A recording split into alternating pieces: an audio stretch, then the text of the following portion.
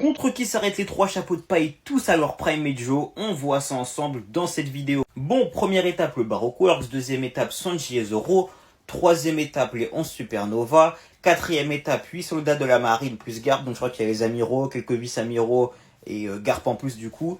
Et enfin, dernière étape, les 5 doyens. Bon, concrètement, le Baroque Works, ça dégage très facilement. Sanji et Zoro, c'est pareil, ça dégage très facilement.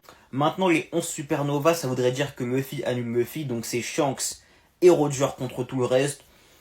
Je pense qu'il n'y aura pas trop de difficultés pour Shanks et Roger, très honnêtement. Pour moi, ils se les font sans grande difficulté. Ensuite de ça, on a les 8 soldats de la marine plus Garp. Et si je regarde bien, il y a Kizaru, il y a Akainu, il y a Aokiji, il y a Ina, il y a Momonga, Sengoku, Tashigi, Smoker et donc Garp en plus. Bon, en vrai, c'est pas une grande difficulté en soi. Smoker, Tashigi, Ina, Momonga, ça dégage, ça se fait one shot. Il en reste donc plus que 4 après ça.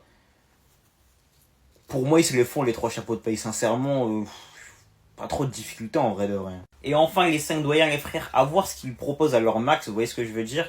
Maintenant, moi je le répète, de ce qu'on a vu, ils se régénèrent très rapidement et je sais pas si c'est limité, mais ils se régénèrent bien, tu vois. Maintenant, en termes de puissance pure, les trois chapeaux de paille sont au-dessus, hein, c'est indéniable. Mais est-ce qu'ils pourraient les battre sur le long terme, vu que le combat durerait longtemps?